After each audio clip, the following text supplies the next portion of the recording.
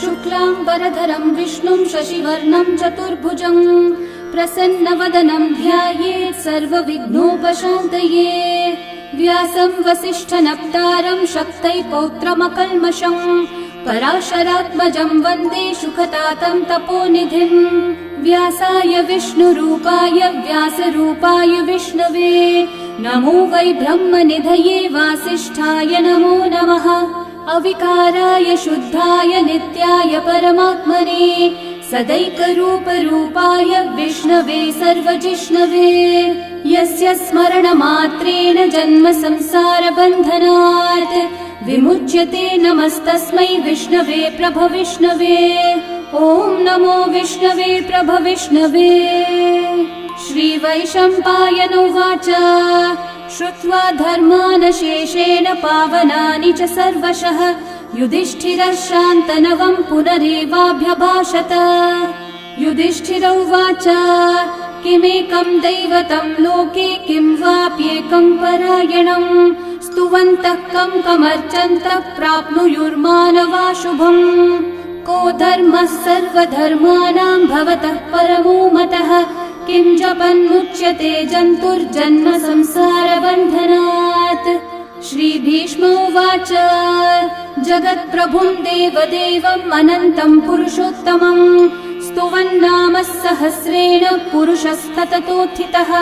तमेव चार्चयन् नित्यं भक्त्या पुरुषम् अव्ययम् ध्यायन् स्तुवन्नमस्यं च यजमानस्तमेव च। अनादिनिधनं विष्णुं सर्वलोकमहेश्वरं लोकाध्यक्षं स्तुवन्नित्यं सर्वदुःखातिगो भवेत्। ब्रह्मण्यं सर्वधर्मज्ञं लोकानां कीर्तिवर्धनं लोकनाथं महद्भूतं सर्वभूतभवोद्भवम्। एष मे सर्वधर्माणां धर्मोऽधिकतमो मतः यद्भक्त्या पुण्डरीकाक्षं स्तवैर्वच्चैर्नरः सदा। परमं यो महत्तेजः परमं यो महत्तपः परमं यो महद्ब्रह्म परमं यः परायणम्। पवित्राणां पवित्रं यो मङ्गलानां च मङ्गलम् देवतं देवतानां च भूतानां यो व्ययः पिता यतः सर्वाणि भूतानि भवन्त्यादियुगागमे यस्मिंश्च प्रलयं यान्ति पुनरेव युगक्षये तस्य लोकप्रधानस्य जगन्नाथस्य भूपते विष्णोर्नाम सहस्रं मे शृणु पापभयापहम्। यानि नामानि गौणानि विख्यातानि महात्मनः ऋषिभिः परिगीतानि तानि वक्ष्यामि भूतये। ऋषिर्नाम्नां सहस्रस्य वेदव्यासो महामुनिः छन्दोऽनुष्ठुप् तथा देवो भगवान् देवकीसुतः अमृतांशोद्भवो बीजं शक्तिर्देवकी नन्दनः त्रिसामा हृदयं तस्य शान्त्यर्थे विनियुज्यते। विष्णुं जिष्णुं महाविष्णुं प्रभविष्णुं महेश्वरम् अनेकरूपदैत्यान्तं नमामि पुरुषोत्तमम्। अस्य श्रीविष्णोर्दिव्यसहस्रनामस्तोत्रमहामन्त्रस्य श्रीवेदव्यासो भगवान् ऋषिः अनुष्ठुप्-छन्दः श्रीमहाविष्णुः परमात्मा श्रीमन्नारायणो देवता अमृतांशोद्भवो भानुरिति बीजम् देवकी नन्दनः सृष्टेति शक्तिः उद्भवक्षोभणो देव इति परमो मन्त्रः शङ्ख बृन्नन्दकी चक्रीति कीलकम् शार्ङ्गधन्वा गदाधर इति अस्त्रम् रथाङ्गपाणिरक्षोभ्य इति नेत्रम् त्रिसामा सामगः सामेति कवचम् आनन्दं परब्रह्मेति योनिः ऋतुः सुदर्शनः काल इति दिग्बन्धः श्रीविश्वरूप इति ध्यानम् श्रीमहाविष्णुः प्रीत्यर्थे सहस्रनाम जपे विनियोगः।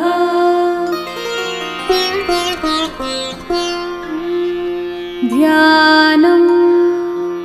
क्षीरोधन्वत्प्रदेशे शुचिमणिविलसत्सैकते मौक्तिकानां माला क्लृप्तासनस्थस्फटिकमणिनिभैर्मौक्तिकैर्मण्डिताङ्गः शुभ्रैरभ्रैरतभ्रैरुपरि विरचितैर्मुक्तपीयूषवर्षैः आनन्देन पुनीयादरिनलिनगदा शङ्खपाणिर्मुकुन्दः बुःपादौ यस्य नाभिर्वियदसुरनिलश्चन्द्रसूर्यौ च नेत्रे कर्णावाशाः शिरौ द्योर्मुखमपि दहनो यस्य वास्तेयमब्धिः अन्तस्थं यस्य विश्वं सुरनरखगो भोगि गन्धर्वदैत्यैः चित्रं रम्यते त्रिभुवन विपुषं विष्णुमीशं नमामि। ॐ नमो भगवते वासुदेवाय। शान्ताकारं भुजगशयनं पद्मनाभं सुरेशं विश्वाधारं गगनसदृशं मेघवर्णं शुभांगं लक्ष्मीकान्तं कमलनयनं योगिहृद्ध्यानगम्यं वन्दे विष्णुं भवभयहरं सर्वलोकैकनाथम् मेघश्यामं पीतकौशेयवासं श्रीवत्साङ्कं कौस्तुभोद्भासिताङ्गं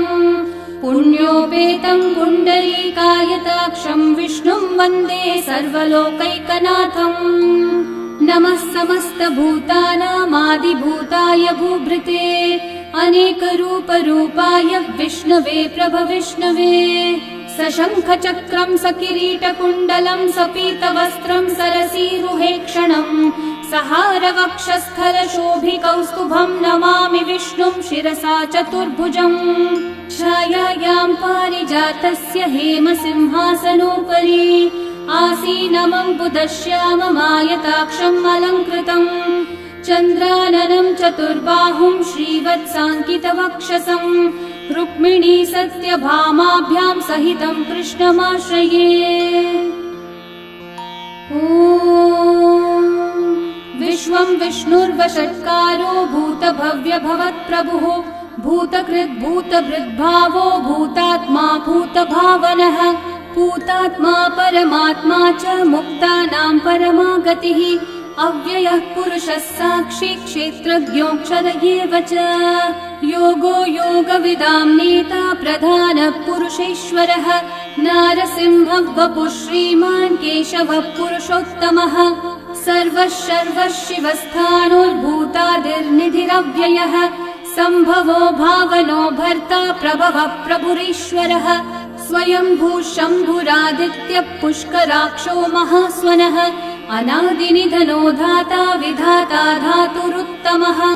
अप्रमेयो ऋषिकेशः पद्मनाभोऽमरः प्रभुः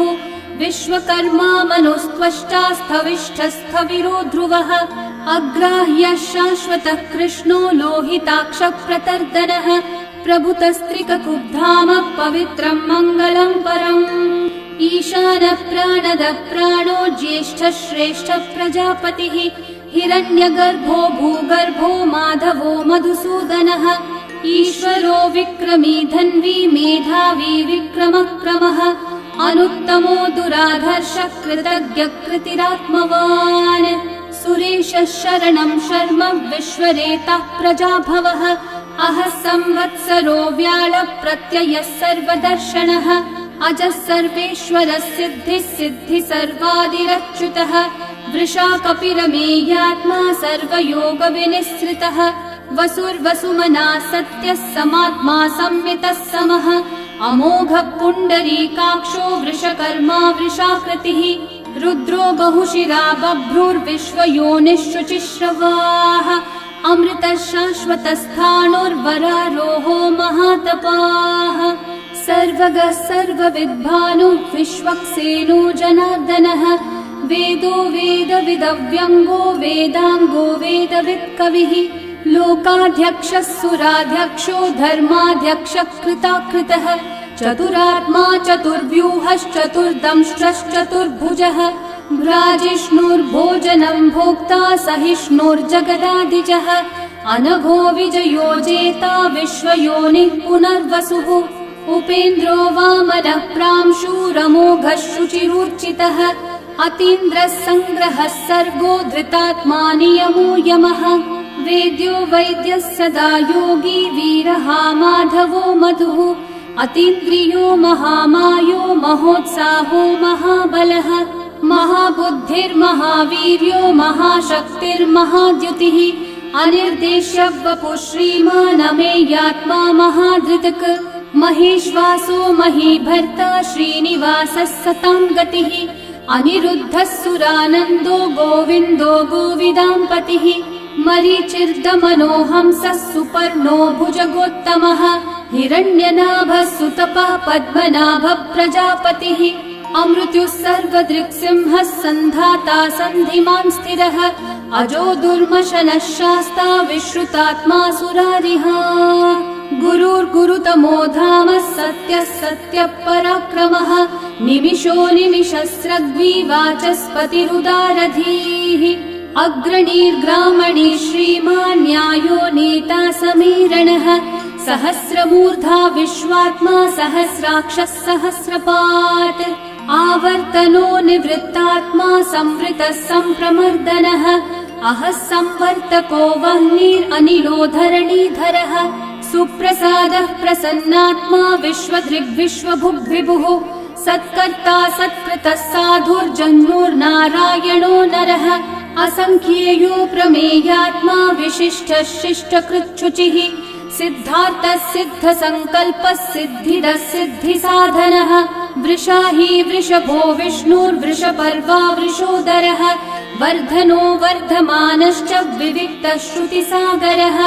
सुभुजो दुर्धरो वाग्मी महेन्द्रो वसुदो वसुः नैकरूपो बृहद्रूपः क्षिपिविष्टप्रकाशनः ओजस्तेजोद्युतिधरः प्रकाशात्मा प्रतापनः ऋद्धः स्पष्टाक्षरो मन्त्रश्चन्द्रांशूर्भास्करद्युतिः अमृतांशूद्भवो भानुः शशबिन्दुः सुरेश्वरः औषधं जगतः सेतुः सत्यधर्मः पराक्रमः भूतभव्यभवन्नाथः पवनः पावनो नलः कामः कामकृत्कान्तः कामः कामप्रदः प्रभुः युगादिकृद्युगावर्तो नैकमायो महाशनः अदृश्यो व्यक्तरूपश्च सहस्रजिदनन्तजित् इष्टो विशिष्टशिष्टेष्ठः शिखण्डी नहुषो वृषः क्रोधः क्रोधकृत्कर्ता विश्वबाहुर्महीधरः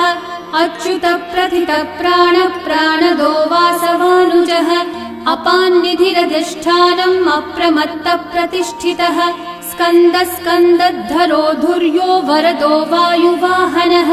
वासुदेवो बृहद्भानुरादिदेवः पुरन्दरः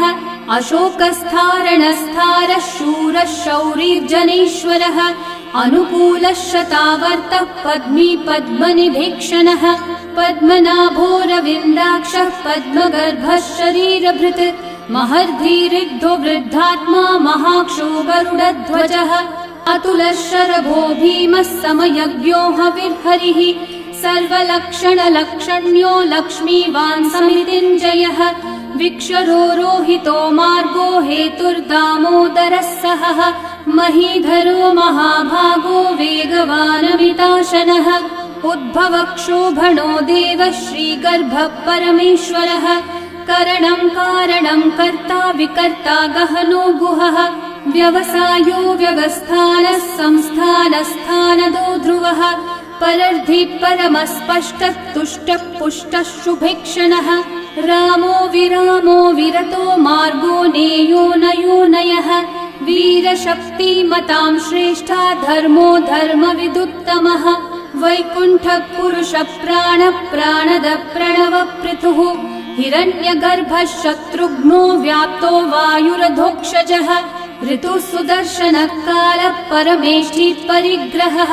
उग्रः संवत्सरो दक्षो विश्रामो विश्वदक्षिणः विस्तारस्थावरस्थाणु प्रमाणं बीजमव्ययम्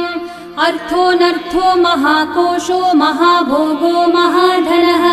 अनिर्विण्णस्थविष्ठो भूर्धर्मयूपो महामखः नक्षत्रनेमिर्नक्षत्री क्षामः क्षामः समीहनः यज्ञयुज्यो महेज्यश्च क्रतुः सत्रं सतां गतिः सर्वदर्शी विमुक्तात्मा सर्वज्ञो ज्ञानमुत्तमम् सुहृतः सुमुखः सूक्ष्मः सुघोषः सुखदः सुहृत् मनोहरोजितक्रोधो वीरबाहुर्विदारणः स्वापनस्ववशो व्यापी नैकात्मानैककर्मकृत् वत्सरो वत्सलो वत्सी रत्नगर्भो धनीश्वरः धर्मकृद्धर्मी सदसक्षरमक्षरम् अविज्ञाता सहस्रांशूर्विधाता कृतलक्षणः गभस्तिनेमि सत्त्वस्थः सिंहो भूतमहेश्वरः आदिदेवो महादेवो देवेशो देवभृद्गुरुः उत्तरो गोपतिर्गोप्ता ज्ञानगम्यः पुरातनः शरीरभूतभृद्भोक्ता कपीन्द्रो भूरि दक्षिणः सोमपोमृतपः सोमः पुरुजित्पुरुसत्तमः विनयोजयः सत्यसन्धो दाशारः सात्वतां पतिः जीवो विनयिता साक्षी मुकुन्दोमितविक्रमः अम्भोनिधिरनन्तात्मा महोदधिशयोऽन्तकः अजो महार्हः स्वाभाव्यो जितामित्रप्रमोदनः आनन्दो नन्दनो नन्दः सत्यधर्मात्रिविक्रमः महर्षि कपिलाचार्य कृतज्ञो मेदिनीपतिः त्रिपदस्त्रिदशाध्यक्षो महाशृङ्गकृतान्तकृत् महावराहो गोविन्दः सुषेणः कनकाङ्गदी गुह्यो गभीरो गहनो गुप्तश्चक्रगदाधरः वेधास्वाङ्गोचितः कृष्णो दृढसङ्कर्षणोच्युतः वरुणो वारुणो वृक्षः पुष्कराक्षो महामनाः भगवान् भगहानन्दी वनमाली हलायुधः आदित्यो ज्योतिरादित्यः सहिष्णुर्गतिसत्तमः सुधन्वा खण्डपरशुर्दारुणो द्रविणप्रदः दिवस्पृक् सर्वदृग्व्यासो वाचस्पतिरयो निजः त्रिसामासामगः सामन्निर्वाणं भेषजम्भिषक् सन्न्यासकृच्छमः शान्तो निष्ठा शान्तिपरायणम् शुभाङ्गः शान्तिदः सृष्टा कुमुदः कुवलेशयः गोहितो गोपतिर्गोप्ता वृषभाक्षो वृषप्रियः अनिवर्ती निवृत्तात्मा संक्षेप्ताक्षेमकृच्छिवः श्रीवत्सवक्षा श्रीवासः श्रीपतिः श्रीमतांवरः श्रीधः श्रीशः श्रीनिवासः श्रीनिधिः श्रीविभावनः श्रीधरः श्रीकरः श्रेयः श्रीमान् लोकत्रयाश्रयः स्वक्षः स्वङ्गः शतानन्दो नन्दिर्ज्योतिर्गणेश्वरः विजितात्मा विधेयात्मा सत्कीर्तिश्चिन्न संशयः उदीर्णः सर्वतश्चक्षुरनीशः शाश्वतः स्थिरः भूषयो भूषणो भूतिर्विशोकः शोकनाशनः अर्चिष्मान् अर्चितः कुम्भो विशुद्धात्मा विशोधनः अनिरुद्धो प्रतिरथः प्रद्युम्नोमितविक्रमः कालनेमी निहावीरः शौरी शूरजनेश्वरः त्रिलोकात्मा त्रिलोकेशः केशवः केशिहा हरिः कामदेवः कामपालः कामी कान्तः कृतागमः अनिर्देश्य वपुर्विष्णु वीरोऽनन्तो धनञ्जयः ब्रह्मण्यो ब्रह्मकृद् ब्रह्मा ब्रह्म ब्रह्मविवर्धनः ब्रह्मविद् ब्राह्मणो ब्रह्मी ब्रह्मज्ञो ब्राह्मणप्रियः महाकर्मो महाकर्मा महातेजा महोरगः महाक्रतुर्महायज्वा महायज्ञो महाहविः स्तव्यस्तव प्रियस्तोत्रम् स्तुतिस्तोतारणप्रियः पूर्णपूरयिता पुण्यकीर्तिरणामयः मनोजवस्तीर्थकरो वसुरेता वसुप्रदः वसुप्रदो वासुदेवो वसुर्वसुमनाहविः सद्गति सत्कृति सत्ता सद्भूति सत्परायणः शूरसेनो यदुश्रेष्ठः सन्निवासः सुयामुनः भूता वासो वासुदेवः सर्वासु निलयो नलः दर्पः दर्पदो दृप्तो दुर्धरोऽथा पराजितः विश्वमूर्तिर्महामूर्तिर्दीप्तमूर्तिरमूर्तिमान् अनेकमूर्तिरव्यक्तः शतमूर्तिः एकोनैकः स वः किं यतत्पदमनुत्तमम्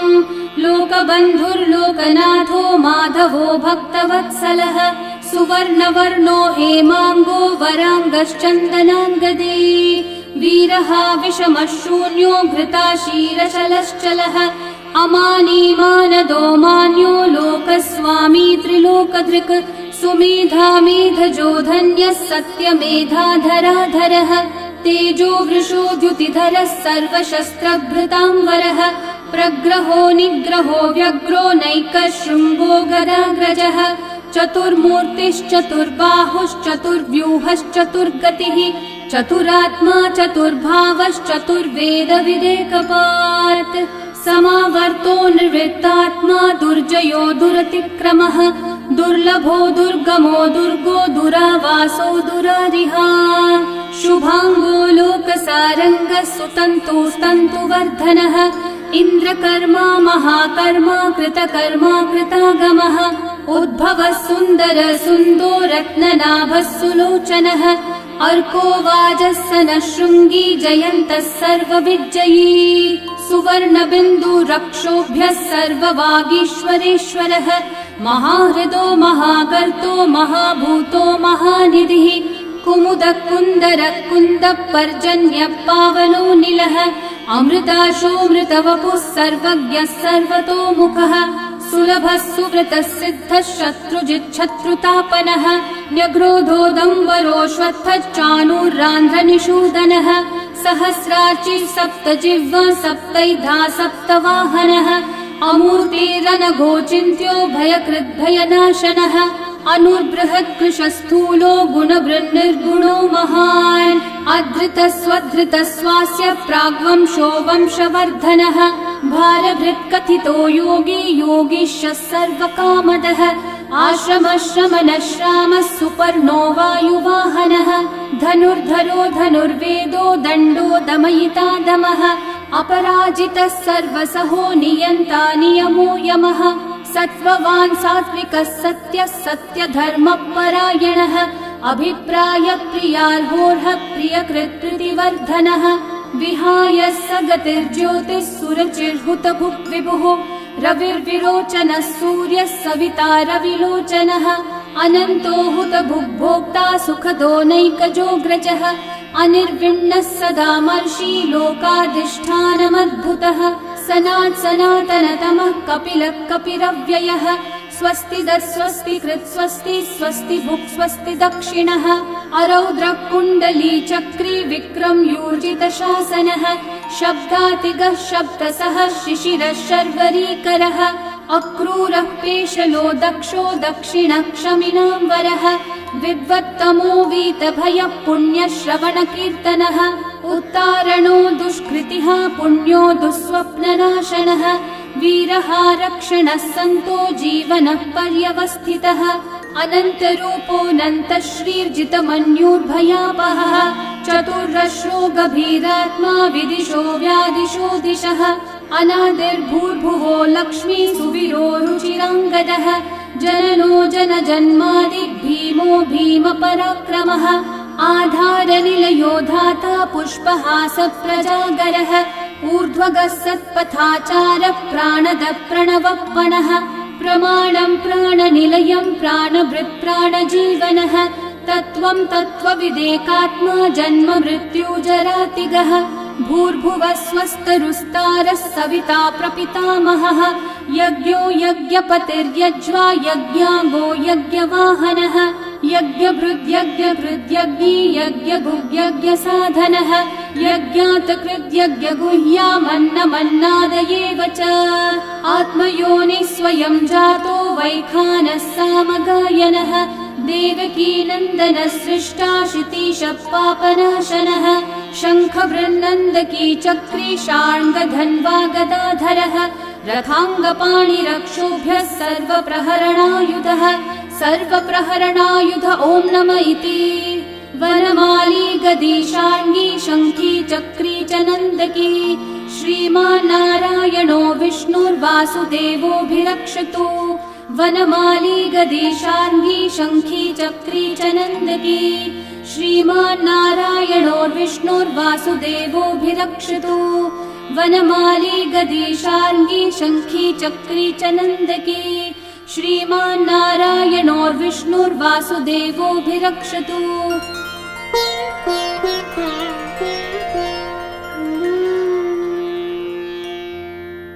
इतीदं कीर्तनीयस्य केशवस्य महात्मनः नाम्नां सहस्रं दिव्यानाम् अशेषेण प्रकीर्तितम् य इदं शृणुयान् नित्यं यश्चापि परिकीर्तयेत् नाशुभं प्राप्नुयात् किञ्चित् सोमुत्रेह च मानवः वेदान्तगो ब्राह्मणः स्यात् क्षत्रियो विजयी भवेत् वैश्यो धनसमृद्धः स्यात् शूद्रः सुखमवाप्नुयात् धर्मार्थी प्राप्नुयात् धर्मम् अर्थार्थी चार्थमाप्नुयात् कामानवाप्नुयात् कामी प्रजार्थी चाप्नुयात् प्रजाम् भक्तिमान् यः सदोत्थाय शुचिस्तद्गतमानसः सहस्रं वासुदेवस्य नाम्नामेतत् प्रकीर्तये यशः प्राप्नोति विपुलं याति प्राधान्यमेव च अचलां श्रियमाप्नोति श्रेय प्राप्नोत्यनुत्तमम् न भयं क्वचिदाप्नोति वीर्यं तेजश्च विन्दति भवत्यरोगो द्युतिमान् बलरूपगुणान्वितः रोगार्तो मुच्यते रोगात् बद्धो मुच्येत बन्धनात् भयान् मुच्येत भीतस्थो मुच्येतापन्न आपदः दुर्गान्यतितरत्याशु पुरुषः पुरुषोत्तमम् स्तुवन्नाम सहस्रेण नित्यं भक्ति समन्वितः वासुदेवाश्रयो मर्त्यो वासुदेवपरायणः सर्वपापविशुद्धात्मा याति ब्रह्म सनातनम् न वासुदेव भक्तानामशुभं विद्यते क्वचित् जन्म मृत्यु जरा व्याधि भयं नैवोपजायते इमं स्तवमधीयानः श्रद्धा भक्ति समन्वितः युज्येतात्मसुखः शान्ति श्रीधृति स्मृति कीर्तिभिः न क्रोधो न च मात्सर्यं न लोभो नाशुभा मतिः भवन्ति कृतपुण्यानां भक्तानां पुरुषोत्तमे द्यौस चन्द्रार्कनक्षत्राखं दिशो भूर्महोदधिः वासुदेवस्य वीर्येण विदतानि महात्मनः ससुरासुरगन्धर्वं स यक्षोरगराक्षसम् जगद्वशे वर्ततेदं कृष्णस्य सचराचरम् इन्द्रियाणि मनोबुद्धिः सत्त्वं तेजो बलं द्युतिः वासुदेवात्मकन्याहुः क्षेत्रं क्षेत्रज्ञ एव च सर्वागमानामाचार प्रथमं परिकल्पते आचार प्रभवो धर्मो धर्मस्य प्रभुरच्युतः ऋषयः पितरो देवा महाभूतानि धातवः जङ्गमाजङ्गमं चेदं जगन्नारायणोद्भवम् योगो ज्ञानं तथा साङ्ख्यं विद्या शिल्पादिकर्म च वेदाः शास्त्राणि विज्ञानम् एतत् सर्वं जनार्दनात् एको विष्णुर्महद्भूतं पृथक् भूतान्यनेकशः त्रीन् लोकान् व्याप्य भूतात्मा भुङ्क्ते विश्वभुगव्ययः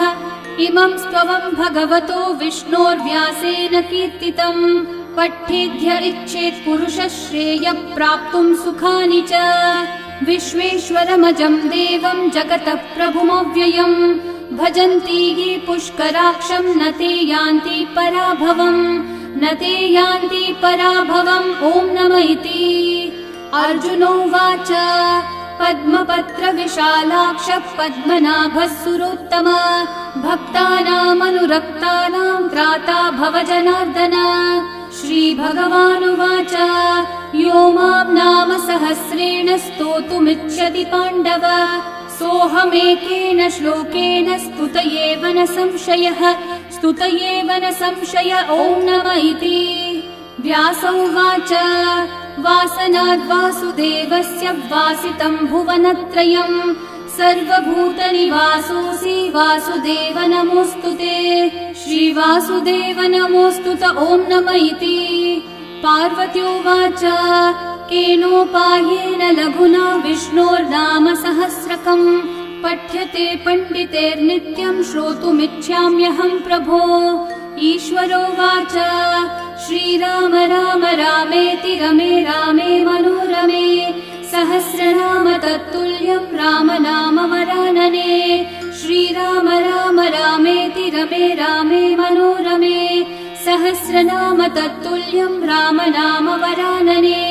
श्रीराम राम रामेति रमे रामे मनोरमे सहस्रनाम तत्तुल्यं राम नाम वरानने श्रीराम नाम वरानन ॐ नमः इति ब्रह्म उवाच नमोऽस्त्वनन्ताय सहस्रमूर्तये सहस्रपादाक्षि शिरोरुबाहवे सहस्रनाम्ने पुरुषाय शाश्वते सहस्रकोटियुगधारिणे नमः।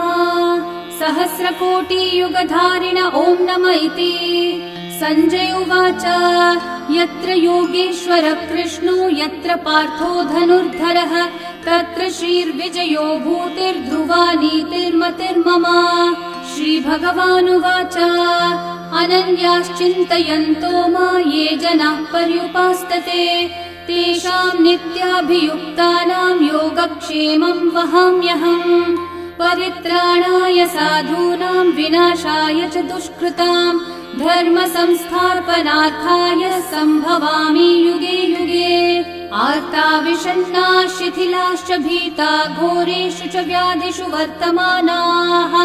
संकीर्त्य नारायण शब्दमात्रं विमुक्तदुःखा सुखिनो भवन्तु। कायेन वाचा मनसैन्द्रियैर्वा बुद्ध्यात्मना वा प्रकृते स्वभावात् करोमि यद्यत् सकलं परस्मै नारायणायेति समर्पयामि। श्री विष्णु सहस्रनाम स्तोत्रम् सम्पूर्णम्।